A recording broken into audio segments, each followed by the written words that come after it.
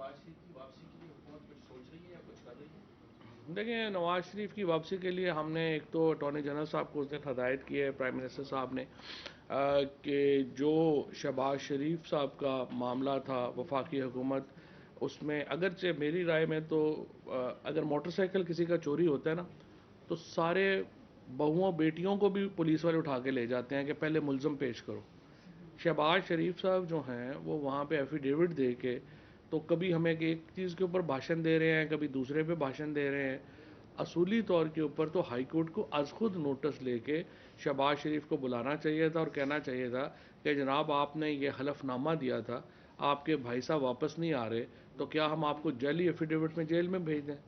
اگر high court یہ نہیں چونکہ کر رہی تو مجبوری میں اب ہمیں اس میں پارٹی بننا پڑے گا۔ اچھا، تو آپ جائیں گے فواد چودھری صاحب، آپ شہباز شریف کے جی خلاف کورٹ میں جائیں گے؟ جی، ہم اٹارنی جنرل صاحب کو کہا ہے کہ وہ اس میں اس مقدمے کو، اس مدعے کو اٹھائیں اور ہائی کورٹ سے درخواست کریں کہ شہباز شریف صاحب یا تو نواز شریف کو واپس لے کے آئیں، اور اگر نہیں لے کے آتے تو جعلی حلف نامہ دینے کے اوپر شہباز شریف صاحب کے خلاف کارروائی کی جائے۔ اچھا فواد صاحب، ہم نے دیکھا جب پاناما کیس آیا تھا تو آپ لوگ بہت آگے تھے، کورٹ میں بھی گئے، آپ نے وہ مقدمہ لڑا، اس میں نثر ڈالا، لیکن پاناما کیس میں لگتا ہے کہ آپ لوگ پرسنل ہوئے ہیں۔ پاناما کیس میں بہت سارے لوگوں کے نام تھے، باقی لوگوں کے نام آپ لوگ اتنی تیزی سے، ابھی پنڈورا باکس آیا، آپ لوگ ان کے خلاف بھی نہ کر سکے، تو یہ پرسنل کیس زیادہ لگ رہا ہے کیونکہ باقی لوگوں کا ابھی تک کس کو نہیں۔ دوسرا یہ کہ آپ لوگ ابھی تک جتنا بھی کوئی بھی بری چیز ہوتی ہے کہ مہنگائی ایکسپائر، آپ کہتے ہیں کہ پچھلی حکومت کی وجہ سے یہ ہو رہا ہے، تو یہ کتنا سال کا آپ کو عرصہ درکار ہے کہ جس کے بعد آپ کہہ سکیں 20 سال بعد کہ ہم نے 20 سال حکومت کر لی، اب جو کچھ ہوگا وہ ہماری حکومت کی ذمہ صحیح بات ہے، آپ کی بات درست ہے۔ میں آخری سے شروع کر لیتا ہوں۔ پہلی بات تو یہ ہے کہ یہ نہیں ہو سکتا کہ ایک 30 سال کے جو اقدامات انہوں نے کیے اس کو آپ کہیں کہ 3 سالوں میں آپ ہر چیز جنت بنا دیں۔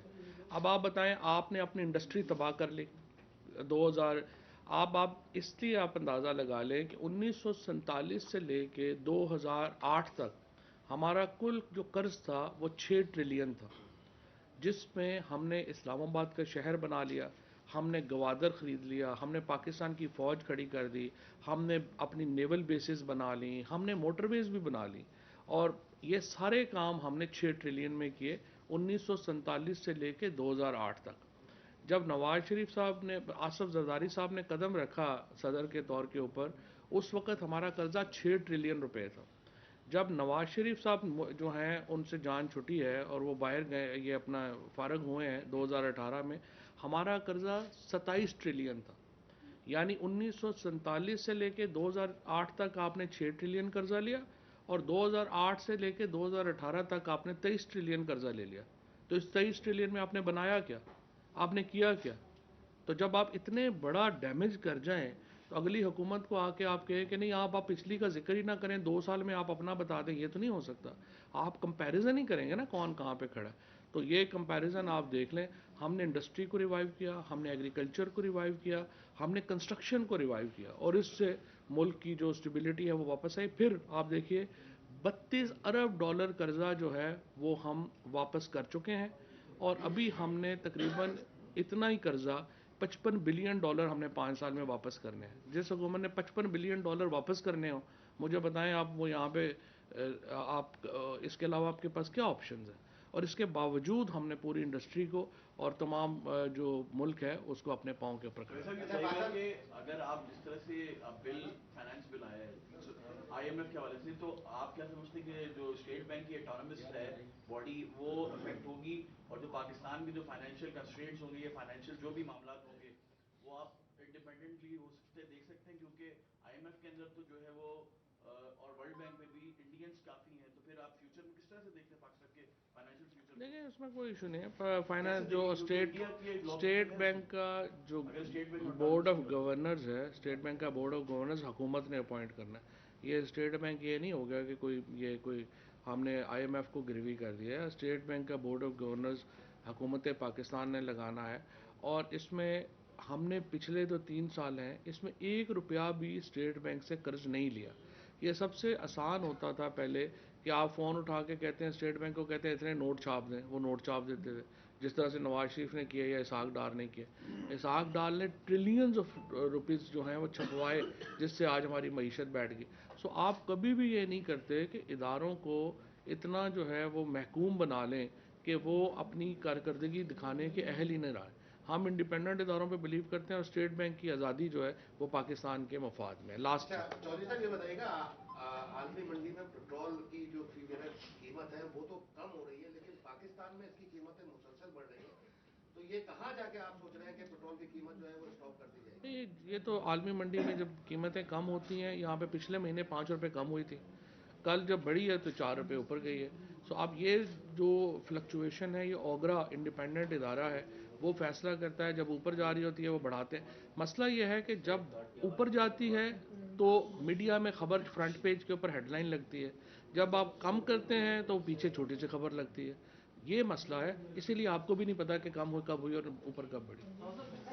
ایک اہم ایشو سندھ کا, سندھ میں یوریا کا پرابلم ہے, ہر جگہ آگے یوریا معاملہ ہوگا تو کمپنیز وفاق کے اندر ہوگی, تو یہ پرابلم حل کیسے ہوگا؟ ہر جگہ یوریا کا پرابلم ہے, پنجاب میں بھی پرابلم ہے. دیکھیں اس وقت دنیا میں مسئلہ یہ ہے کہ دنیا میں اس وقت یوریا کی قیمت جو ہے وہ 10,000 روپے بیگ ہے. پاکستان میں اس وقت 2,000 روپے, 1,700 سے 2,000 روپے. اور مسئلہ یہ ہے کہ ایک ٹرک بھی یوریا کا پاکستان سے باہر جاتا ہے, اس کے اوپر آپ 72 سے 78 لاکھ روپیہ کماتے ہیں. یعنی اس وقت ڈرگز سے بھی بڑا جو سمگلنگ میں پیسہ ہے وہ یوریا میں ہو گیا. اور الحمدللہ جب بھی اس طرح کی بلیک مارکیٹنگ ہوتی ہے یا کچھ ہوتا ہے, سندھ میں سب سے پہلے ڈیمانڈ بڑھ جاتی ہے. اب ہمیں نہیں پتا کہ اچانک کیا ہوا کہ اتنی ڈیمانڈ سندھ میں بڑھ گئی. اور آپ نے دیکھا آج صبح بھی میں دیکھ رہا تھا کہ کہیں پہ جو NLC کا ٹرک روک کے جس طریقے سے یہاں پہ جو ہے وہ چیزیں لی گئیں. بہرحال اس کے اوپر پاکستان میں ابھی بھی یہ 1,700 سے 2,000 روپے میں یوریا مل رہی ہے, جو دنیا میں اس کے قریب بھی کہیں نہیں مل رہی. اور اس وقت جو پروڈکشن لیول ہے وہ بھی ہائیسٹ ہے. اس وقت پاکستان کی تاریخ کا سب سے بڑا یوریا جو ہے وہ اس سال پاکستان نے بنایا ہے, کیونکہ ہم نے پورا سال گیس دی ہے یوریا کی کمپنیز کو. تو انشاءاللہ صورتحال بہتر ہے. اس بار بھی کراپس جو ہیں ہماری جو فصلیں ہیں وہ بمپر ہوگی کہ آپ کو فائدہ یہ ہوگا کہ اس سے جو پرائیویٹ ہاسپٹلز ہیں وہ بننے شروع ہوں گے, اور سرکاری ہسپتالوں کی بھی جو حالت ہے وہ بہتر ہوگی کیونکہ ان کے پاس فنڈز آئیں گے. لہٰذا سندھ حکومت کو چاہیے کہ فوری طور کے اوپر یہ جو منصوبہ ہے صحت کارڈ کا, اس کو سندھ میں شروع کرے, جس طرح کہ پنجاب نے, خیبر پختونخوا نے, کشمیر, گلگت بلتستان نے شروع کیا ہے, اور اب بلوچستان شروع کرنے جا رہا ہے. تو سندھ صرف واحد صوبہ ہوگا جہاں کے شہری اس سہولت سے فائدہ نہیں اپنا رہے ہوں گے. اسی طریقے سے جو ہمارا راشن کارڈ ہے, راشن کنسیشن ہے, وہ بھی سندھ اس میں جو ہے وہ حصہ نہیں لے رہا. اور 30% رعایت جو کہ آٹے, گھی اور دال پہ ہے وہ بھی سندھ کے شہریوں کو صرف میسر نہیں ہوگی, باقی پورے پاکستان میں میسر ہوگی. سو مجھے نہیں سمجھ آتی کہ مراد علی شاہ صاحب جو ہیں یا پیپلز پارٹی جو ہے وہ سندھ کے لوگوں سے کس چیز کا بدلہ لینا چاہ رہی ہے. ایک عمومی صورتحال جو ہے ویسے اس میں بہتری آ رہی ہے. آپ نے دیکھا ہے کہ جو اس وقت جو ہمارا فائنینس ایکٹ میں جو ترمیمی بل ہے, منی بل, وہ اسمبلی میں آ گیا ہے. انشاءاللہ یہ 15 سے 20 جنوری کے درمیان امید ہے کہ یہ پاس ہو جائے گا, اور اس کے نتیجے میں جو IMF کا پروگرام ہے وہ دوبارہ ہمیں مل جائے گا. IMF کے پروگرام کا مطلب یہ ہے کہ $1 ارب جو ہے وہ ادھر سے IMF سے تو آنا ہی آنا ہے, لیکن اس کے ساتھ ساتھ جو باقی آپ کی ملنے ہیں آپ کو باقی سٹریمز وہ بھی اویلیبل ہو جائیں گی. اور آپ کا ایک تو روپیہ پہلے ہی آپ نے دیکھا ہے کہ سٹیبل ہو رہا ہے, اس سے مزید جو ہے اس میں سٹیبلٹی آئے گی. مہنگائی میں بھی اس وقت عالمی پاکستان کے اندر جو مہنگائی ہے وہ جو قیمتیں بڑھی ہیں وہ بین الاقوامی منڈی کی وجہ سے بڑھی ہیں. لہٰذا اگر تیل کی قیمت جو ہے وہ بڑھی ہے تو وہ باہر سے ہمارا آتا ہے. اسی طرح سے جو گھی ہے باہر سے منگواتے ہیں. دالیں جو ہیں بڑی تھیں ان میں اب تو بہتری آ رہی ہے, لیکن وہ بھی جو ہے وہ باہر سے, ہم نیوزی لینڈ سے دالیں منگواتے ہیں. چونکہ ایگریکلچر کے اوپر فوکس نہیں کیا گیا تو تمام اس میں دوسرا سال ہے جب کہ الحمدللہ ایگریکلچر پہ فوکس واپس آیا ہے. 5 بڑی بمپر کراپس ہوئی ہیں اور اس کی وجہ سے 1,100 ارب روپیہ جو ہمارے دیہی علاقے ہیں, فارمر ہے, ان کو ملا ہے. اور اسی طرح سے انڈسٹری جو ہے اس کو تقریباً آپ دیکھیے کہ پاکستان کی 100 بڑی کمپنیوں نے 929 ارب روپے کا پروفٹ اس سال جو ہے وہ شو کیا ہے. اور اس میں یہ سمجھتا ہوں کہ سارے جو میڈیا ہاؤسز ہیں ان کے پروفٹس میں 33% سے لے کے 40% تک اضافہ ہوا ہے. اور میڈیا پہ جب میں شور سنتا ہوں کہ بہت مہنگائی ہے تو مجھے یہ احساس ہے کہ جہاں اتنا پروفٹ تمام آرگنائزیشنز نے کمایا ہے، انفارچونیٹلی انہوں نے اپنے لوگوں کی تنخواہوں میں اضافہ نہیں کیا. جب وزیر اعظم نے خطاب بھی کیا تھا، انہوں نے یہ کہا تھا کہ آپ لوگوں نے اتنے جو پروفٹس آ رہے ہیں تو آپ اپنے لوگوں کی تنخواہوں میں بھی اضافہ کریں. ویسے تو خیر مجھے یہاں میڈیا کے اوپر یہ بھی مجھے افسوس ہے کہ جو آپ کی زیادہ تر ورکرز یونین ہیں وہ بھی الحمدللہ مالکان ہی چلا رہے ہیں، تو اس وجہ سے وہاں سے بھی کوئی خاص آواز نہیں آتی کہ یہاں پہ جو ہے اتنا آپ نے اگر پروفٹ کمایا ہے تو اس کو اپنے جو کیمرہ مین ہیں، اپنے جو ورکنگ جرنلسٹ ہیں ان کو بھی جو ہے وہ دیں. اس طرح سے جو ورکرز ہمارے فیکٹری ورکرز ہیں، ہمارے جو پرائیویٹ شعبوں میں کام کرنے والے لوگ ہیں، ان کو تنخواہیں ان کی نہیں بڑھائی جا رہی ہیں. حکومت نے اپنے تنخواہوں میں 15 سے 20% اضافہ کیا ہے، لیکن جب تک وہ پرائیویٹ سیکٹر جس نے اتنا پیسہ کمایا ہے وہ پیسہ نیچے نہیں کرے گا تو ہر چیز کے اوپر حکومت کو تو ذمہ دار نہیں ٹھہرایا جا سکتا. اگر 100 کمپنیاں جو ہیں انہوں نے 929 ارب روپیہ ہسٹورک پروفٹ کمایا ہے، خود جس میں دیکھتا ہوں کہ مفتاح اسماعیل صاحب کی جو اپنی کمپنی ہے وہ یہاں پہ حکومت پہ تنقید کرتے ہیں، لیکن کینڈی لینڈ کا جو اپنا پروفٹ ہے وہ اس وقت ہسٹورک ہے. اتنا زیادہ پروفٹ انہوں نے کبھی نہیں کمایا، اور انہوں نے کیا کیا کہ اتنا پروفٹ کمانے کے بعد جو اپنی جو 5 ٹافیوں سے انہوں نے پیکٹ میں 4 ٹافیاں کر دیں، تو ان کی بھوک پتہ نہیں کب ختم ہوگی. سو میں یہ سمجھتا ہوں کہ میں ایک تو مفتاح صاحب کو اور ان کو مبارکباد دینا چاہتا ہوں کہ اتنا پروفٹ وہ کما سکے پی ٹی آئی کی حکومت میں، اور اسی طریقے سے جو باقی کمپنیاں ہیں انہوں نے پروفٹس کمائے ہیں، میڈیا ہاؤسز نے پروفٹس کمائے ہیں. سو میں اپیل کروں گا کہ آپ اپنے ورکرز کی تنخواہوں میں اضافہ کریں تاکہ ان کو مہنگائی کا بوجھ جو ہے ان کو کچھ کم لگے. دوسری طرف ہم نے صحت کا خرچہ پورے پاکستان سے لوگوں کے بجٹ سے ہٹا لیا. اس کے بعد ہم نے جو راشن میں مہنگائی ہوئی وہ بھی ہم نے 30% جو ہے وہ وہاں پہ کنسیشن دے دی. اس کے ساتھ ساتھ جو ریوائول ہوئی ہے پاکستان میں انڈسٹری کی، جو ریوائول ہوئی ہے ایگریکلچر کی، اس کے نتیجے میں پاکستان میں 5% گروتھ ریٹ ہے.